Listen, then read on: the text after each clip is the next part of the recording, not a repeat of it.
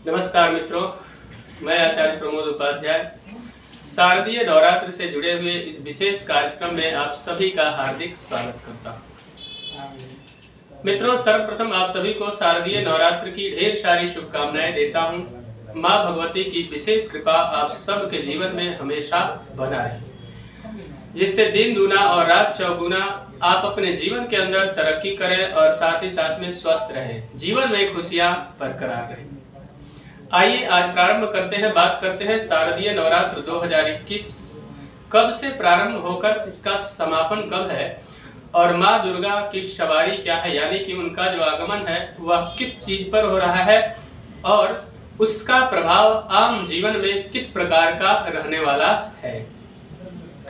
तो मित्रों, सर्वप्रथम प्रारंभ करते हैं कि प्रतिवर्ष आश्विन मास के शुक्ल पक्ष में प्रारंभ होने वाली नवरात्रि को शारदीय नवरात्र के नाम से जाना जाता है। यह शारदीय नवरात्र पूरे भारतवर्ष ही नहीं, दुनिया के अलग अलग कोने में भी बहुत ही भक्तिमय माहौल होता है और पूरे हर्षोल्लास से माँ दुर्गा के भक्त देवी की स्तुति, पूजा पाठ एवं व्रत और उपासना करते हैं और मनोवांछित फल प्राप्त करते हैं। तो मित्रों, यह जो शारदीय नवरात्र है, यह नवरात्र आश्विन मास के शुक्ल पक्ष के प्रतिपदा तिथि से आरंभ होकर और दशमी तिथि को इसका समापन होता है। तो यह जो शारदीय नवरात्र है, यह इस वर्ष प्रारंभ हो रहा है 7 अक्टूबर 2021 यानी गुरुवार के दिन प्रतिपदा तिथि और दिन होगा गुरुवार, और विजयादशमी जो होगा यानी दशहरा का जो दिन होगा वह होगा 15 अक्टूबर 2021 शुक्रवार के दिन देवी प्रतिमा का विसर्जन किया जाएगा और कलश का विसर्जन किया जाएगा। इस बार षष्ठी जो तिथि है वह क्षय हो चुकी है। षष्ठी तिथि क्षय होने के कारण इस बार नवरात्रि का जो व्रत है वह 8 दिनों का ही होगा। उसके अलावा अष्टमी तिथि जो है वह कब होगी यह बता देता हूँ। बुधवार के दिन अष्टमी तिथि 13 अक्टूबर को होगी और नवमी जो तिथि होगी वह होगी 14 अक्टूबर को यानी कि गुरुवार के दिन, और दशहरा जो होगा वह होगा 15 अक्टूबर 2021 यानी कि शुक्रवार के दिन बड़े ही हर्षोल्लास से विजयादशमी का महान पर्व पूरे भारतवर्ष में मनाया जाएगा। अब आपको एक बात और बता दूं कि शारदीय नवरात्र के प्रथम दिवस से ही देवी के अलग अलग रूपों का भक्त पूजन करके और मनोवांछित फल प्राप्त करते हैं। और देवी के अलग अलग जो रूप है, प्रथम दिवस में शैलपुत्री का पूजन किया जाता है। इसी प्रकार से अलग अलग दिनों में देवी के 9 रूपों का पूजन श्रद्धा एवं विश्वास के साथ भक्त करते हैं। प्रथम दिवस में कलश का स्थापन किया जाता है और कलश पर देवी का आवाहन करके और प्रतिदिन उनका पूरे श्रद्धा एवं विश्वास के साथ पूजन करने के पश्चात भोग इत्यादि समर्पित किया जाता है, जिससे माँ दुर्गा की विशेष कृपा जीवन में बनी रहे। अब आगे बढ़ते हैं, बात करते हैं जो प्रारंभ दिवस यानी कि जिस दिन कलश का स्थापन होगा उस दिन का सबसे अच्छा मुहूर्त। वैसे तो माँ दुर्गा का आगमन हो रहा है, उस दिन पूरा ही दिन शुभ माना जाता है और पूरे दिन में आप कभी भी कलश स्थापन कर सकते हैं। मुहूर्त देखने की बिल्कुल भी आवश्यकता नहीं है, लेकिन फिर भी अभिजीत मुहूर्त का जो समय होगा उसकी जानकारी मैं आपको प्रदान कर देता हूँ। अभिजीत मुहूर्त का जो समय होगा वह होगा 11:36 से लेकर और दोपहर 12:24 तक का समय होगा। यह समय अभिजीत मुहूर्त कहा जाता है। इस समय किया हुआ कलश स्थापन या देवी का पूजन अनंत गुना लाभ देता है और जन्म जन्मांतर के पापों से मुक्ति प्रदान करता है और साथ ही साथ जीवन में सुख, शांति और समृद्धि की प्राप्ति होती है। मित्रों, अब इस पर चर्चा कर लेते हैं कि यह जो देवी का जो नवरात्र प्रारंभ हो रहा है, इसमें देवी का आगमन किस चीज पर हो रहा है, उनकी सवारी क्या है, इसको जान लेना अत्यंत आवश्यक है। भक्तों के मन में कहीं न कहीं इस बात को जानने की बड़ी जिज्ञासा रहती है।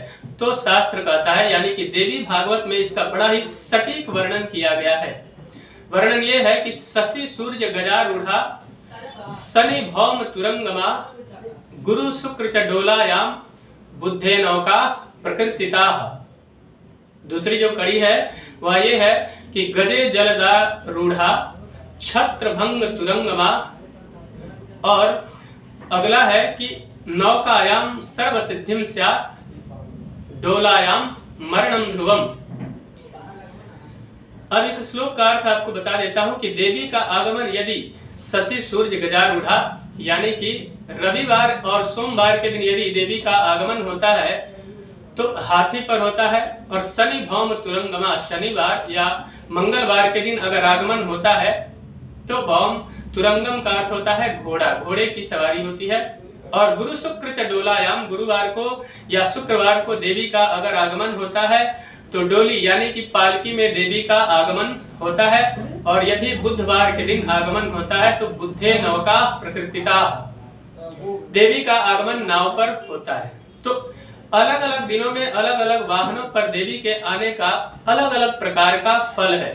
शास्त्र कहता है, जैसे अगली जो कड़ी हमने बताई कि गजे जल दारूढ़ा, यानी कि जब देवी का वाहन हाथी होता है तो जल वृष्टि यानी कि बहुत अधिक मात्रा में वर्षा होती है, जिससे पूरी तरह से जनजीवन अस्त और व्यस्त हो जाता है। और गजे जलदारूढ़ा छत्रभंग तुरंगमा, यदि घोड़े की सवारी करके देवी आती है तो छत्रभंग यानी कि राजा महाराजाओं को अत्यधिक नुकसान का योग बनता है। उसके बाद क्या कहा,